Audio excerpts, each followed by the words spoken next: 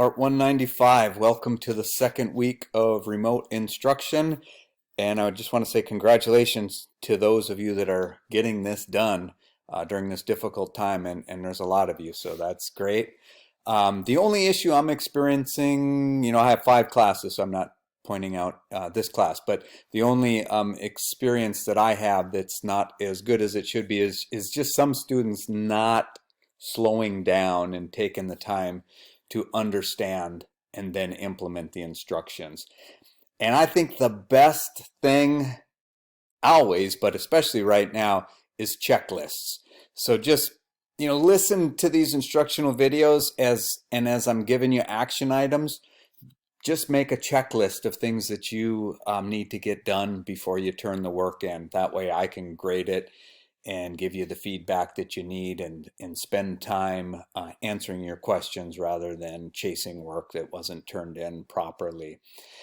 It's also important to keep the weeks separate in your mind, because our typical flow is that we're in class for a week and we talk about what's going on, and then always in that class I tell you about what's due for the following week. But I've noticed that a couple people, now that it's purely online, are getting that confused in their head.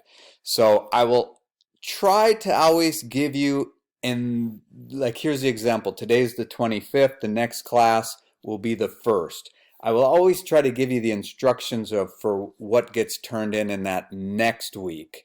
So next week, when it's the 1st and we're talking about this, if you're not sure what to turn in, you would go back and watch the video that was posted for the 25th. And then, just obviously pay attention to the dates in the announcements and in the videos. And yeah, so when in doubt, just listen to the last announcement. Go back 1 week, listen to that announcement, make sure you're getting everything turned in properly for the new week, and then watch the video. And also in these videos, before we just jump into what's due a week from now, I just want to address any new things that have come up. Oh, and if I didn't mention it, obviously one thing that's changed since probably my last video is that the library is no longer open. But finally, some good news, and that is IT now has the Creative Cloud available to you all, courtesy of Adobe. I sent that out as an email earlier today. So check that out. Oh, and if you do get my email about the Creative Cloud and one from the college, go with the one from the college. The one that I sent you, I just basically copied and pasted the content of the email that was really meant for me. But I just didn't want to waste any time for those of you who needed to get going. I wanted you to have that information available to you.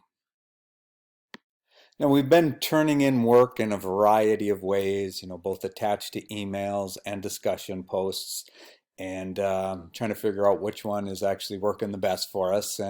But again, all you have to do is just pay attention to whatever week it is that you're turning work in for, and just turn it in that way. But as of right now, what I'm doing is to give you a class-style critique of your work.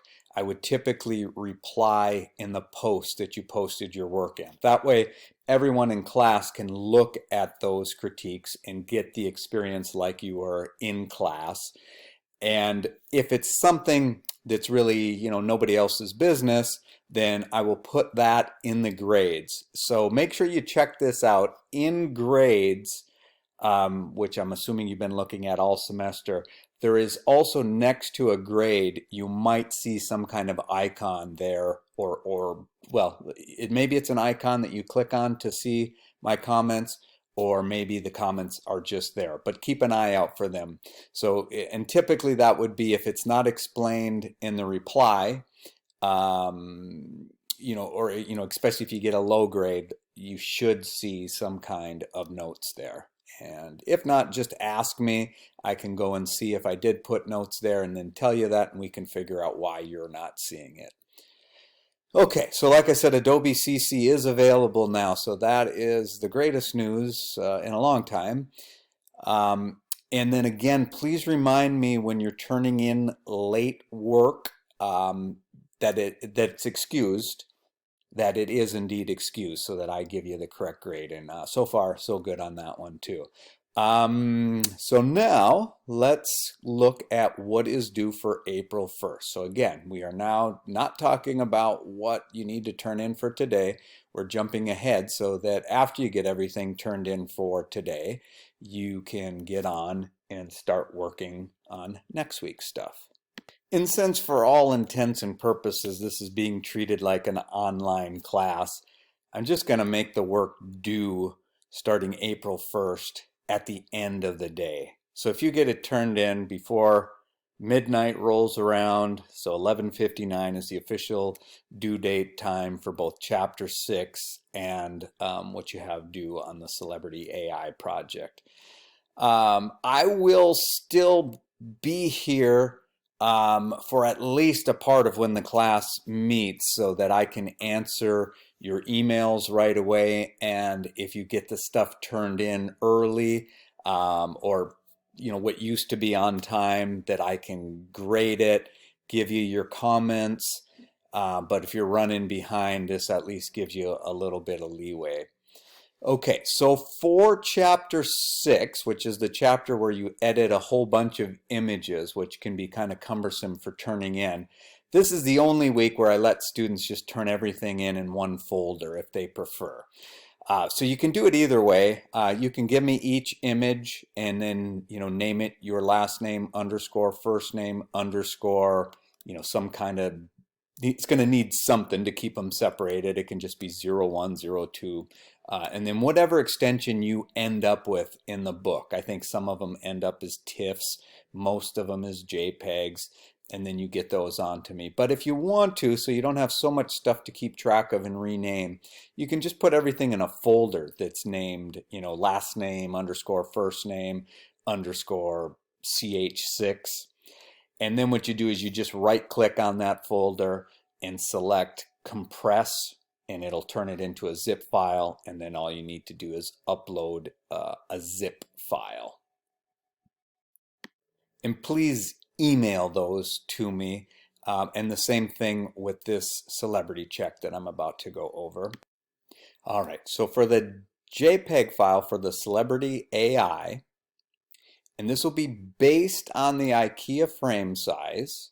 So that is your starting point when you watch these videos. I talk about having a starting point over here on the left and then making a web base size on the right, taking what's on the left, bringing it into the right, and doing all the things in the video. So just make sure that you are starting with that IKEA frame size as what you bring over.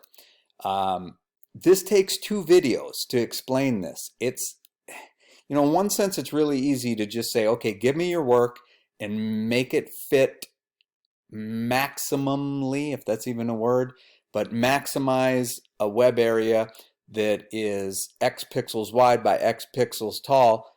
Then it's pretty done. Then it's pretty easy if you know how to do it. But if you don't, it's very hard to explain. So I made these 2 videos that show you how to do it step by step, very methodically. The problem is that most students, well, not most, but enough students just try to wing it. They try to say, okay, I know where Steve's going now. And in the end, they don't. So please get all the way to the end where you test it in Photoshop. I even give you a list of things to look at when you're testing it in Photoshop. If it doesn't pass that test, don't turn it in. In fact, I put a little penalty in there for that. If you turn the file in late, you lose 4 points. But if you turn it in and it's incorrect, you lose 5 points to start with, and then plus any lates. And the second time you turn it in, if it's still incorrect, you lose another 5 points. So get to the point where you're testing it. If it doesn't pass the test, go back, look at the video, try to figure out what you did wrong. If not, send me a screenshot of your work and let me know at what point in the video you are where it's no longer making sense or coming together with you, and I can most likely help you. But I'm telling you that most students, if they just really take their time, watch the video, it works out perfect. Okay. And you will have to do this again for the final project, both making the Illustrator file per the instructions on this page and making the JPEG, which you're doing for this week, instructions on this page again. If it's 100% correct, you get a 40 out of 40 grade, so that's not bad. And if it's not, what happens is I give you a 0, and then you can return it in for a maximum grade of 35 out of 40 if it's perfect a second time, and then one more time for 30 out of 40. And if you don't get it, by that time, then the 0 sticks. But I'm telling you, I know you can do it. And then email that to me as well. If you have them both done, please attach them to the same email. But if not, I'll accept them one at a time. All right, so if we were going to meet in class next week, what we would be doing is taking photographs for the final project, which I may have shown you these a little early in the semester, but if not, you can go to the Prof. Steve G, go to Student Work, go to Intro to Digital Media, and go to Magazine Cover. So this is the project where you get really crazy with layers and textures and masking in Photoshop. So what I'm going to suggest you do is let me just give you the criteria. This is a good image to explain this from. The image should look like there is a strong light source coming from one side and that you develop some shadows on the left side. So the idea is that your face looks like a face when you're done with it. So you have highlights, and then you have areas going into shadow. Here's one lit from the opposite side, very light on this side, darker on this side, similar here. Very obvious there. So if you're going to take your own photo for it, that's the goal. You can typically do that if you have a moderate amount of sun coming through the window and the rest of the room it doesn't have lights on. You can also do it by staging lighting. Be careful that it's not too dark on the other side. Now, if you don't have a decent enough camera to get this done, then I will allow you to do this with maybe an older image of yourself that somebody took that has this type of lighting on it. Worst case scenario, if you have another image of maybe somebody else, even a family member or something that you want to try it on, I'm going to have to allow that in this case. So let's work together so that we find a way that you can get this done. But keep in mind, it should be pretty decent resolution, kind of similar to what we talked about with the first project.